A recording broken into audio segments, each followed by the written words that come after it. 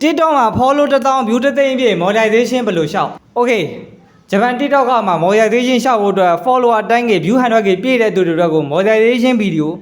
လာပါပြီဗျမပြည့်သေးတဲ့သူတွေလည်းနောက်ကျရင်ကိုယ့်ဘာသာကိုရှောက်လိုက်အောင်လို့စေ့တာလို့ share တာလို့ down တာလို့တခုခုလောက်ထားလိုက်နော်အဲ့တော့စကားတွေပြောနေကြတစ်ချက်တော့တွက်ကြည့်လိုက်အောင်အဲ့တော့ကျွန်တော်တို့ TikTok profile ရဲ့အပေါ်မှာနော်အများလေး၃ချောင်းရှိတယ်မြင်းလေး၃ချောင်းအဲ့မြင်းလေး၃ချောင်းတစ်ချက်လောက်နှိပ်လိုက်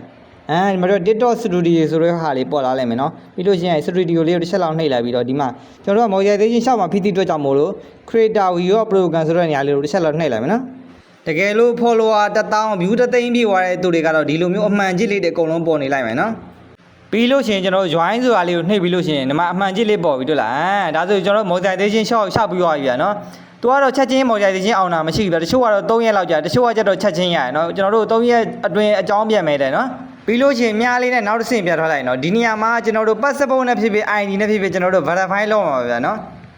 ်ဒီနေရာမှာကျွန်တော်တို့လောက်အောင်မှာ2ဆင့်တွေ့လား passport ID နဲ့ verify လုပ်ရမှာအောက်ကကျတော့ကျွန်တော်တို့ bank card တစ်ခုခုနဲ့ချိတ်ဆက်မယ်ဒီရလည်းပတ်စံကျွန်တော်တို့ထုတ်ဖို့အတွက်နိုင်ငံခြားဘဏ်တစ်ခုခုနဲ့ချိတ်ဆက်မယ်ဗျာနော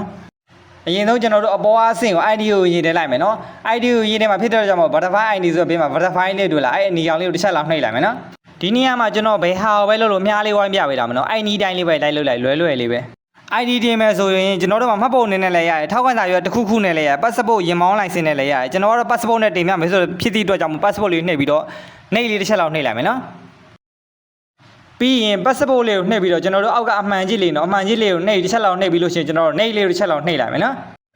passport နဲ့ ID တင်မယ်ဆိုတော့ကျွန်တော်တို့တင်မဲ့ passport ကဝါးနေလို့မရပါဘူးမှုံနေလို့မရပါဘူးဗျာနော်ဖြတ်ညက်ကတ်တွေမရပါဘူးပြီးတော့မျက်နှာပြင်အလင်းတိုင်းပြန်နေရလဲမရပါဘူးဗျာနော်ကျွန်တော်တော့ဓာတ်ပုံရိုက်ပြီးသားရှိသည့်အတွက်ကြောင့်မို့ upload လုပ်လိုက်တယ်တကယ်လို့ဓာတ်ပုံရိုက်ပြီးသားမရှိတဲ့သူတွေကင်မရာလေးကိုရွေးပြီးတော့ကိုယ့်အကိုတခါလေးရိုက်တဲ့နေရာမှာလည်းကျွန်တော်တို့အလင်းတန်းရှိတဲ့နေရာမှာတွားရိုက်ဖို့တော့လိုတယ်ဗျာနော်ပြီးလို့ရှိရင်ဒီနေရာလေးကိုခဏလောက်စောက်ပေးလိုက်မယ်နော်ဒါဆိုလို့ရှိရင်ကျွန်တော်တို့ ID verify တင်တာလုံးဝမအောင်မြင်သွားပြီဗျာနော်တချို့တွေကကျတော့ချက်ချင်းမအောင်မြင်လို့ရှိရင်ကျွန်တော်တို့2ရက်3ရက်စောက်ပေးလောက်ချင်းကျွန်တော်တို့ TikTok က system နဲ့ကိုပဲဖြစ်ဖြစ် Gmail တဲ့ကိုဖြစ်ဖြစ် verify အောင်မြင်သွားပြီဆိုတဲ့အကြောင်းလေးမေးပြန်ပြီးရနော်ကျွန်တော်တို့တစ်ခါတည်းမအောင်မြင်လိုက်တဲ့သူတွေကတော့ဒီလိုမျိုးလေး TikTok system နဲ့ကိုမကြလေးဝင်စစ်ပေးဖို့တော့လိုတယ်ဗျာနော်တကယ်လို့အောင်မြင်ပြီးသားလူတွေကတော့ဒီလိုမျိုးလေးပဲပေါ်သွားလိုက်မယ်နော်မပေါ်တော့ဘူးသူကနောက်ကကျတော့ကျွန်တော်တို့ကဘန်နဲ့ချိတ်ဆက်မှာဖြစ်တဲ့ကြောင့်မလို့အောက်ကတွေ့လား set up ဆိုတဲ့ညာလေးကိုတစ်ချက်လောက်နှိပ်လိုက်မယ်နော်ဒါကတော့ဘန်ချိတ်တဲ့လူဒါနိုင်ငံခြားဘန်တွေရှိလို့ရှိရင်နိုင်ငံခြားဘန်တွေချိတ်ဖို့တော့လိုအပ်ပါတယ်ဗျာနော်မြန်မာဘန်တွေနဲ့မရဘူးလို့တော့အတန်ကြားတယ်ဗျာကျွန်တော်တို့ set up လေးကိုတစ်ချက်လောက်နှိပ်လိုက်မယ်နော်ဒီနေရာရောက်လို့ရှိရင် payment ဆိုတော့အောက်က payment ဆိုတာလေးကိုတစ်ချက်လောက်ထပ်နှိပ်လိုက်မယ်ဗျာဒီနေရာမှာကျွန်တော်တို့ပတ်စံထုတ်မဲ့ဘန်ချိတ်မယ်ဗျာနော်အဲ့တော့ကျွန်တော်တို့ကဂျပန်နဲ့ဖွင့်လာတဲ့ဖြစ်တဲ့အတွက်ကြောင့်မို့သူကဂျပန်ဘန်နဲ့ချိတ်မှာလားတဲ့ဂျပန်ဘန်တစ်ခုခုနဲ့ချိတ်ဆက်မှာလားကျွန်တော်မဟုတ်ဘူးဆိုတခြားနိုင်ငံဘန်နဲ့ချိတ်မှာဆိုလို့ရှိရင်အပေါ်ကန်ထရီရဲ့ဂျပန်လေးကိုတစ်ချက်လောက်နှိပ်လိုက်မယ်နော်ကျွန်တော်တို့ကနိုင်ငံရွေးမှာပေါ့ဗျာနော်တခြားနိုင်ငံဘန်နဲ့ရှောက်မှာဆိုတော့ဒီနေရာမှာတွေ့လားကျွန်တော်တို့ email တဲ့ကို6လုံးသူကတောင်းနေဗျာအဲ့ကို6လုံးတစ်ချက်လောက်ပြန်ဖြည့်ထည့်ပြီးတော့ဒီမှာဆိုကိုဘန်ဖြည့်မဲ့နိုင်ငံကိုရွေးလိုက်ရပြီကိုကထိုင်းမှာလားမလေးရှားမှာလားစင်ကာပူမှာလားဒါမျိုးလေးတစ်ချက်လောက်ရွေးလိုက်မယ်နော်ကျွန်တော်ကလက်ရှိထိုင်းမှာဖြစ်တဲ့အတွက်ကြောင့်မို့ထိုင်းကိုတစ်ချက်လောက်ရွေးပြီးနှိပ်လိုက်မယ်ပြီးလို့ရှိရင်ဘောက DOM လေးကိုတစ်ချက်လောက်နှိပ်လိုက်မယ်နော်ဒီမှာတွေ့လားထိုင်းဖြစ်သွားပြီအဲ့ဆိုလို့ရှိရင်ကျွန်တော်တို့ကဘန်တစ်ခုခုနဲ့ချိတ်ဆက်မှာဖြစ်တဲ့ထိုင်းဘန်လေးကိုတစ်ချက်လောက်နှိပ်လိုက်မယ်ဒီမှာ email တဲ့ကို6လုံးထပ်တောင်းနေဗျာနော်ကျွန်တော်တို့ TikTok အကောင့်စားပွင့်ခဲ့တဲ့ email တဲ့ကို6လုံးဝင်ပါတယ်ဗျအဲ့6လုံးကိုတစ်ချက်လောက်သွားယူပြီးတော့ဒီမှာပြန်ရိုက်ထည့်လိုက်ဗျ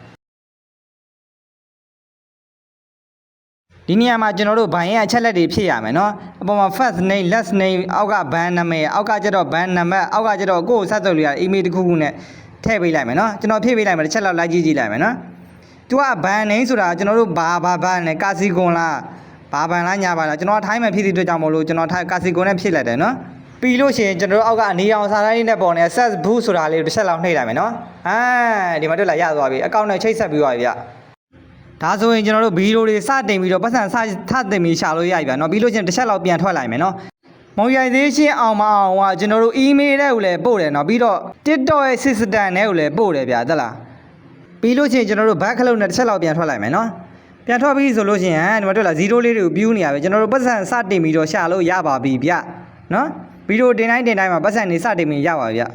ပတ်စံဝင်မဝင်လဲကျွန်တော်တို့ creator video program မှာပဲကျွန်တော်တို့ဖွင့်ခဲ့တဲ့နေရာမှာပြန်ကြည့်လို့ရပါတယ်ဗျာနော်အားလုံးပဲဝင်ငွေတွေဖြောက်လန်းကြပါသေးဗျာဟုတ်ကဲ့ကျွန်တော်ကတော့ဂျိုတူးပါဗျ